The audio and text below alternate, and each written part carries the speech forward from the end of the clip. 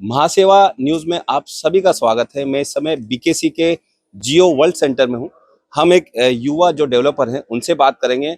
ये खास कार्यक्रम है सर, आप दोनों के लिए हमने चयन किया है, महाचर्चा महासेवा के साथ में।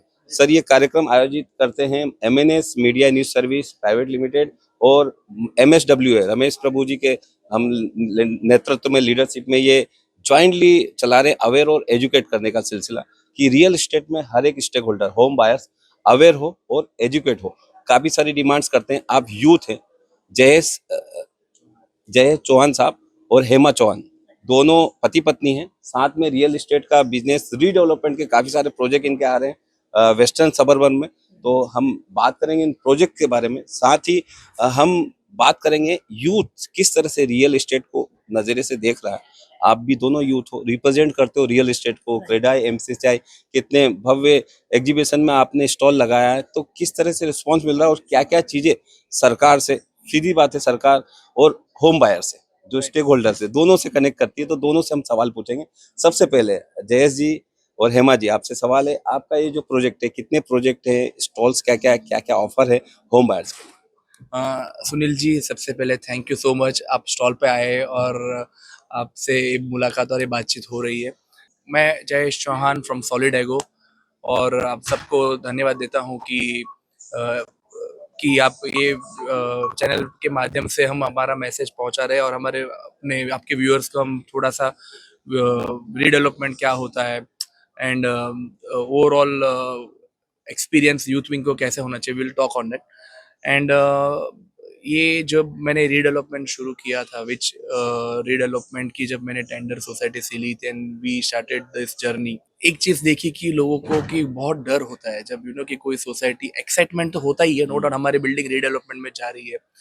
और जब रीडेवलपमेंट शुरू होता है तो कि फ्रॉम शुरू होने से एंड तक काफ़ी चीज़ों का इम्पैक्ट होता है। आज नेबर्स के कभी अगेंस्ट हो जाते हैं, इतने साल से जो साथ में रहते, ये सब प्रोसीजर्स है पार्ट ऑफ रीडेवलपमेंट। सो मुझे ये बताना है कि रीडेवलपमेंट इज समथिंग की एकता से किया जाए और समझ के, अगर पीएमसी प्रॉपर हो और गाइडेंस प्रॉपर हो तो काफ़ी मुश्किलों को भी हल निकल के रिडेवलपमेंट हो सकता है, जो अब हमारे एरिया में हो रहा है। बिल्कुल जयेश जी, हम यही अवेयर करते हैं कि प्रोजेक्ट मैनेजमेंट कंसल्ट हो, आप प्रोफेशनल लोगों का सहारा लो।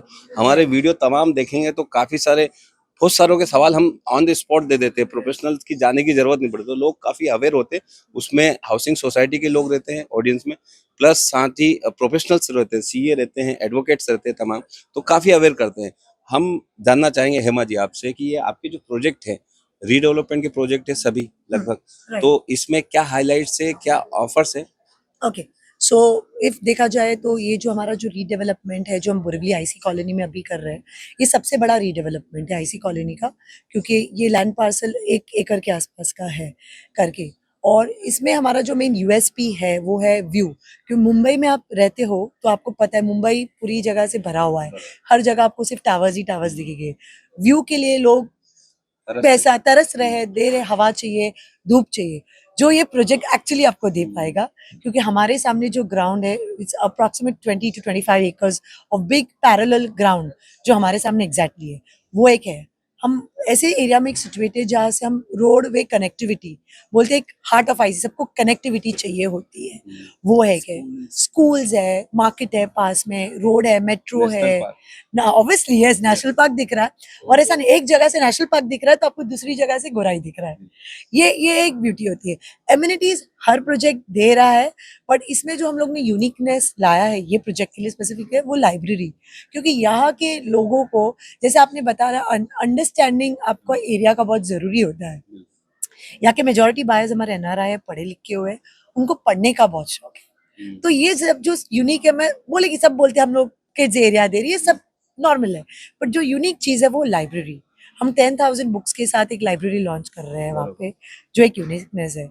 अभी के लिए जो ऑफर रन कर रहे हैं वो है ऑटोमेशन फ्री। आजकल क्योंकि आजकल लोगों को क्विक चीज चाहिए होती है, किसी को मूव नहीं, आप आ रहे हो, चीज रेडी होनी चाहिए, बिकॉज अपना स्केड्यूल ही इस प्रकार का है। तो ये हिसाब से इन सब चीजों को देख के as an offer is like an automation free, yes, Yes. Which is So, unique. So one of the major बिल्कुल जयेश जी, मैं ये जानना चाहूंगा, आपका 20-25 साल का बैकग्राउंड है, आपके पिताजी का रियल एस्टेट में योगदान है। अ, तो क्या कहेंगे आप, ब्लड में आपको रियल एस्टेट है, तो आगे क्या आपकी गो हेड होगा सर? गो हेड मतलब रीडेवलपमेंट में क्या, हमारे लोग दर्शक रीडेवलपमेंट का भी इंतजार करते थे, कोई अच्छा डेवलपर आए तो हम, तो वो भी एक ऑफर है आपकी तरफ से कि आप एज ए रीडेवलपमेंट का आपका इजी एक्सेस क्या है सर, कि लोग आपसे अप्रोच करें, और आपकी यूएसपी क्या है? सो आज तक हमने ये रिडेवलपमेंट लिया, हम जहाँ पे भी जा रहे हैं सबसे इम्पोर्टेंट है ट्रांसपेरेंसी। हमने कहीं भी हमारे मेंबर्स को फ्रॉम डे वन से स्टार्ट कैसे होगा और एंड कैसे होगा, हर एक डेवलपर को पहले ये पता होना चाहिए कि ए अगर शुरू करते हैं जेड तक आना चाहिए लाइन में। सो हम ऐसे ही ट्रांसपेरेंसी मेंटेन करते हैं कि अगर हम आपका बिल्डिंग का अगर रीडेवलपमेंट स्टार्ट हो रहा है तो आपको चाबी तक कैसे प्रोसीजर, किस प्रोसीजर से आपको ये मिले और हम कैसे कितने टाइम में दे, ट्रांसपेरेंसी हम मेंटेन करते हैं। So this is what we have a special uniqueness जो बहुत बहुत साधारण है, बट वो साधारण है नहीं देखने जाओ तो। सब डेवलपर वो प्रोसीजर फॉलो करने में वो ट्रांसपेरेंसी नहीं रख पाते, जो बहुत छोटी चीज है, बट ये हम फॉलो कर रहे हैं। बिल्कुल जयेश जी, जैसे आपने होम बायर्स के लिए ऑफर बता दिया, प्लस जो पुराने टेनेंट्स बिल्डिंग है उन लोगों को लिए भी बता दिया। मैं चाहूंगा सरकार, सर सरकार बड़ा इंपॉर्टेंट रोल अदा करती है होम बायर्स और डेवलपर के बीच में, कि जब तक प्रीमियम्स, जब तक जीएसटी रीडेवलपमेंट में नहीं लगना चाहिए, काफी सारी मांग हो रही सर। एज ए यूथ आप दोनों सरकार से क्या कहेंगे शॉर्ट में, कि सरकार जो इजीली अभी पिछली सरकार ने 50% प्रीमियम किया तो काफी बूस्टअप मिला था रियल एस्टेट को। 100%, हो, 100%, और बहुत ये प्रीमियम सर इतना महंगा है, दिल्ली एनसीआर से 25 टाइम्स, 50 टाइम्स बेंगलोर हैदराबाद से, तो एक बड़ा आंकड़ा है कि जिससे राहत मिल सकती है, और सरकार ऐसा सोच रही है।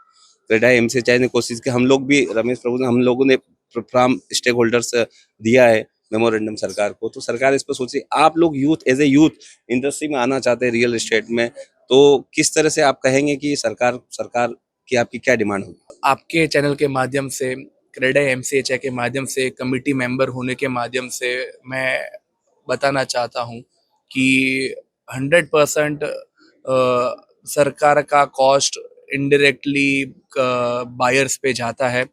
जितना बेनिफिट हमें मिले, जितना हम सरकार के माध्यम से जो हम जीएसटी की मांग कर रहे हैं कि रिडेवलपमेंट में नहीं लगना चाहिए, या फिर स्टैम्प ड्यूटी वेवर जो कई हद तक अगर कस्टमर को राहत दे सकता है, तो हम रिक्वेस्ट कर सकते हैं आपके सबके माध्यम से, हमारे क्रेडा एमसीएचआई के माध्यम से, कि ये एफर्ट्स लिया जाना बहुत ज़रूरी है। आज एक कस्टमर को बहुत ही हाई टैक्सेस के साथ, प्रीमियम्स के साथ एक घर मिल रहा है, जब जो साधारण दिल्ली, बेंगलोर, हैदराबाद से काफ़ी हाई प्रीमियम्स के कारण ये अफोर्डेबिलिटी जो हम वर्ड बोल रहे हैं, अफोर्डेबिलिटी बॉम्बे में नहीं है।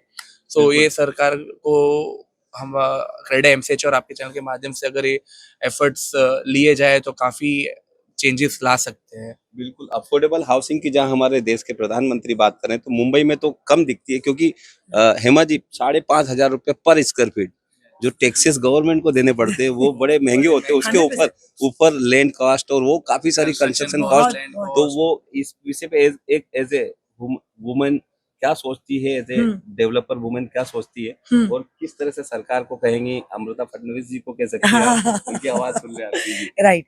तो बेसिकली क्या होता है, जैसे मैं या सेल्स देखती हूँ तो वो एक इम्पैक्ट लग रहा है कि जो डेवलपर, देखो ये एक साइकिल है बेसिकली।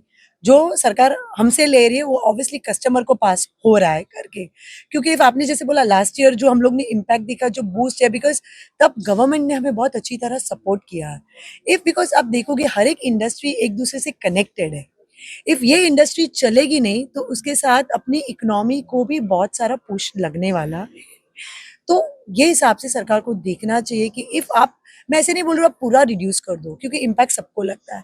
आप ये प्रकार का रिडक्शन लाओ जिससे ग्रोथ भी बना रहे, सरकार को भी उसका सपोर्ट मिले। An तो ecosystem। Ecosystem should be maintain, that's the whole purpose of reducing. ऐसा नहीं कि हमारे पॉकेट में डालने के लिए या सरकार को ना बेनिफिट करने के लिए हम ये डिमांड कर रहे हैं, but demand is to work the ecosystem in a balance way.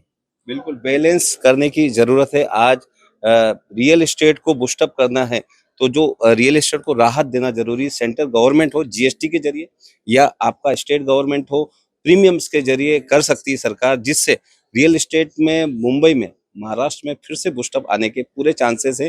Premiums पे और जीएसटी पर बिल्कुल सरकार सोच रही है। इस पे आने वाले दिनों में हमें पता चलेगा कि सरकार किस तरह से राहत देती है रियल एस्टेट को। मैं सुनील शर्मा, कैमरामैन अविनाश शिंदे के साथ में, महासेवा न्यूज, मुंबई।